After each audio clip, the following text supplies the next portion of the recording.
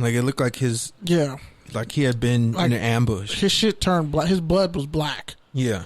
Like from his knee, how they switched everything around. I was like, how do you even sleep comfortably at night like that? Like the fact that he's even able to bend his leg. Personally, I don't think he should ever play football again. Because I don't want to see him get hurt again. I don't even want to see him get hit. I don't even want to see somebody accidentally roll up his leg.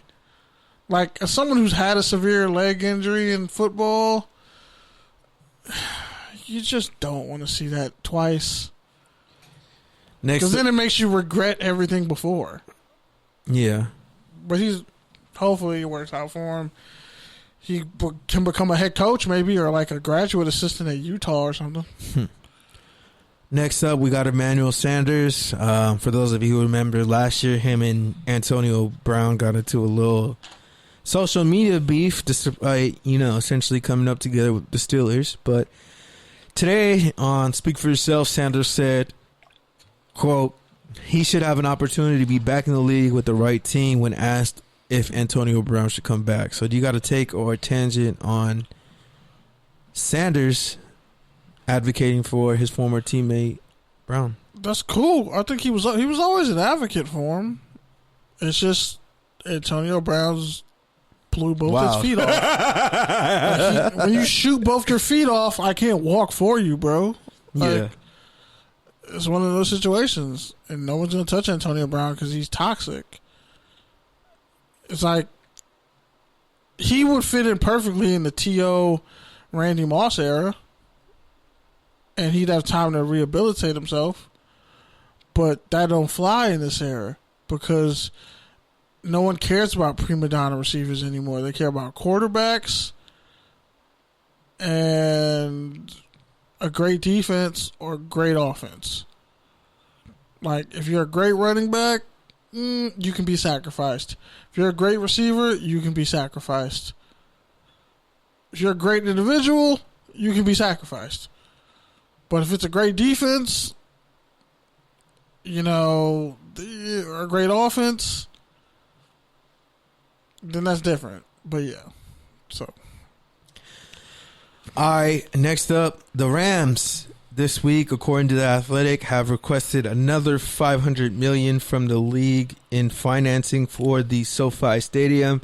There have already been reports that the stadium is already, close to the $3 billion range.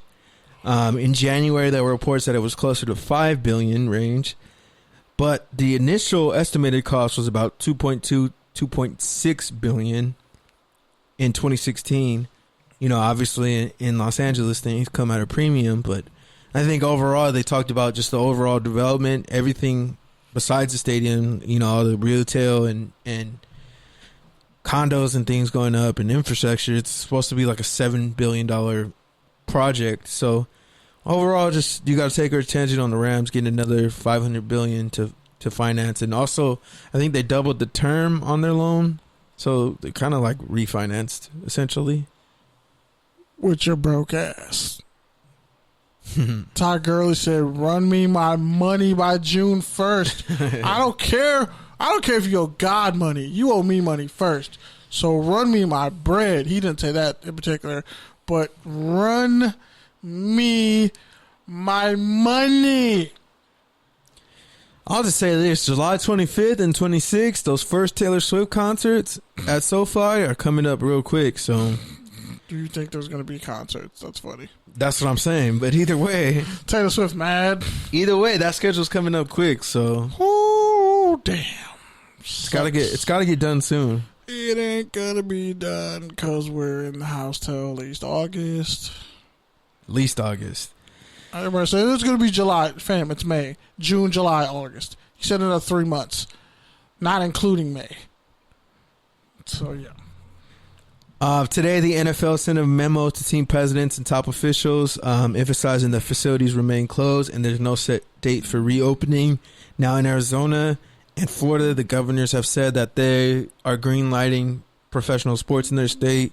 So, do you got a take or a tangent on those varying dynamics. I've been hearing and seeing a lot of rumblings how they're saying, "Oh, all these high school athletes are going to move to California or move out of California and all these places and go to Arizona." No, you're not. No, the fuck you're not. Sit down and shut up. First off, your parents ain't got enough cachet to just move you to another state just to play football. When I mean, people do it for prep schools. Yeah, but that's different. It's just Arizona. That's kind of the same. It's Arizona. It's kind of the same. It is, but we're talking Arizona. A 19-year-old goes to New Jersey to play at prep school. Let me ask you something. For a fifth year of high school football. Are you dying to move to Arizona right now? Nah, I'm good. Okay, then. That's my point. So, in Arizona, it's mad hot out there. And also, it's a right to bear arms state. And if some people go out there with the wrong mindset or not understanding the lay of the land, your ass might get shot. Or you might realize, oh, this was a mistake moving my family out here just so my kid could play high school football when most of the fucking Mountain West might not even play football because, oh yeah, in California, they're pretty much banned like the Cal State school system straight up just said, oh yeah, there's going to be no on-campus classes for the fall semester, which means there might not be any football for like San Jose State and Fresno State, a bunch of schools. So that messes up everything. So even if you transfer, you ain't guaranteed to get a scholarship to the school you want. And then if you're going to have all these professional sports in these states, okay, what if they get sick? What if they get infected? Who's getting sued? How high are those insurance premiums that these teams are going to be willing to pay? Because somebody's going to have to pay an insurance premium somewhere, somehow. You're not going to just get to say, okay, we're going to go back to playing professional sports in these states. And plus, the health insurance laws are different, and people are on unemployment right now. Got licenses and shit like that. There's a lot of that's a lot to do just to play football for that's a lot of red weeks. Tape just to play football for 10 weeks. Forget that baseball, soccer, all the other sports. Especially if we don't even know if there's going to be college sports next year, which honestly it's looking like it's not going to happen because they've essentially like commissioners and ADs who've even brought up the notion of having sports when there's no students on campus are essentially getting laughed at. Because it's impossible. Not only is it impossible, but it's stupid. It's like, how are you going to say they're amateurs if there's no students? Ding, ding, ding. That's why everybody's saying. You definitely can't say they're amateurs if there's no students there. If everyone on Twitter, including me, is saying, hey, you kids trying to get into a college, just go to a junior college and take online classes your first 2 years and get your general eds done. There's no point in you taking online classes. Disagree. No, for some people. But I'm saying if you got to come out of pocket to pay at a university, that's stupid. I disagree. I'd rather pay out of a JUCO. Right now, if you're going to go to college, now's the time to go to college because they're going to be lowering the bar. Like, there's no SAT, there's no ACT. Like, there's been no SAT. It's just this is the first year there's no SAT. Really? I thought the SAT was pulled out a couple years ago. Nah, it's just this year. They're not looking at SAT, ACT, anything. So essentially, like, the online bar classes is really low to get into college. So this is the year, like. So if the bar is low, then where's the value? This is the year. The values in the values in the alumni and the resources. How the fuck are you gonna get alumni resources when you can't even meet up and talk to people? What are you talking about? I'm saying you don't think they're gonna have alumni only events still online and no, but databases and things for you to access. That's a lot to figure out, bro. That's not a lot to figure out, honestly. You sure? The thing that I'm saying is, if everything's online and we can't go outside of California, if you're a Cal State kid right now, this is the year for you to apply for UC. Yeah, I would definitely say so. Now's the time. Now's the time to apply to USC, kid, bro. If you're a USC kid, if you're a UC kid, now is the time to apply for your USCs and your Ivy Leagues because. But if you're an athlete, what do? I don't know because we don't know what's going to happen. We don't know if they're going to have the last season. We don't know if they're going to have the first season. You're using your athleticism to get into college and have a baseline GPA.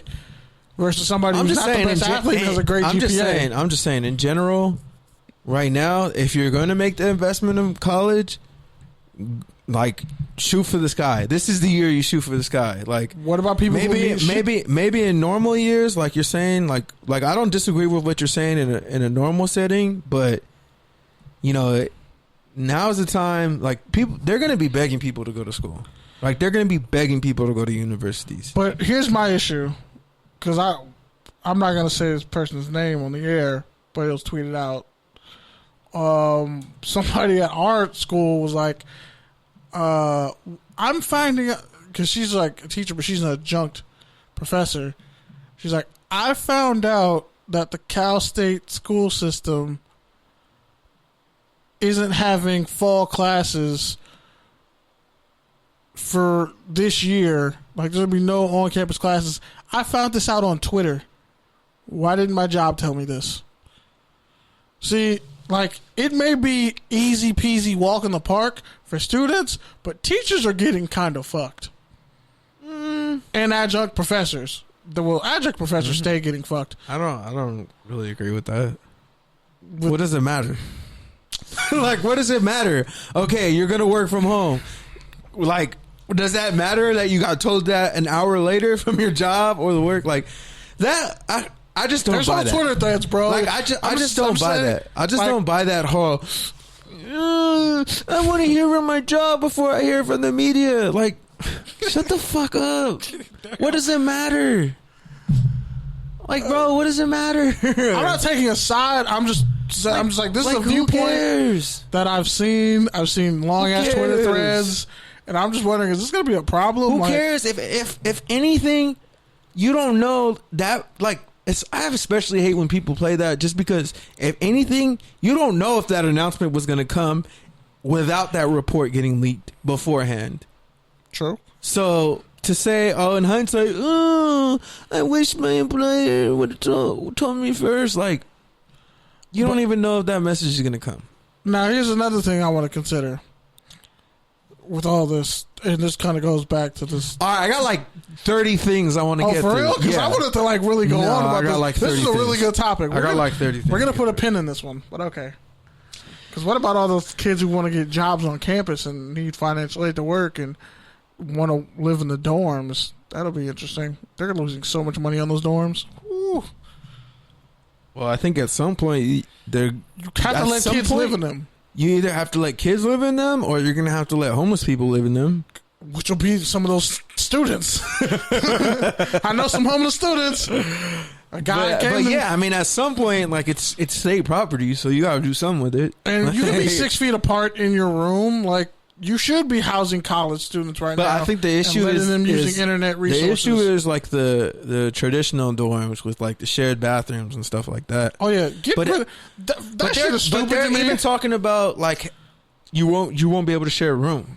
Like, you won't be sharing a room at all. Period. Yeah, everyone will have their own room, and everyone will maybe 2 people in a bathroom tops. It could be 2. Okay, the freshman dorms as we know them. But I'm saying even in general, the other bathrooms, even the other dorms are going to be changed to where you're not going to be. There's a 6-foot spread though. Well, that's just how they do the room. Yeah, 6-inch spread if you're both sitting. If you're both sitting down, but if one person is moving around, then it's just too close to Carl. But at CSUN, I can say they have enough space. All those dorms, some of those buildings, like the fours, they would still cut the capacity in half. That's fine, but it's better than not using it at all. Yeah, for sure. And then the parking tickets are bullshit. Shout out to Santa Monica. Oh, my God. All right. Seriously. Next up, we got LeSean McCoy saying spoiling the Avengers Endgame was the worst decision of his life. You got to take your tangent on that. Yeah, I agree. He probably might be regretting Buffalo at this point, too. But I'm saying Buffalo's where you go to... Yeah. Nobody went to Buffalo and rebranded their career. Which, shout out to Frank Gore, whose birthday is today, 37 years old. He was born on the same day YouTube was founded. Thought that was interesting. That's awesome. All right. Joe Buck said the NFL is preparing to add artificial stadium noise and CGI fans. You got to take her attention on that. The Falcons are probably going to be the leading people on this. Then are we talking like Star Wars Episode 1, 2, and 3 CGI? Like Jabba Binks CGI? Are we talking Batman versus Superman? Superman having are we talking Justice League where where Superman Henry Cavill has his mustache CGI'd off? Are we talking that,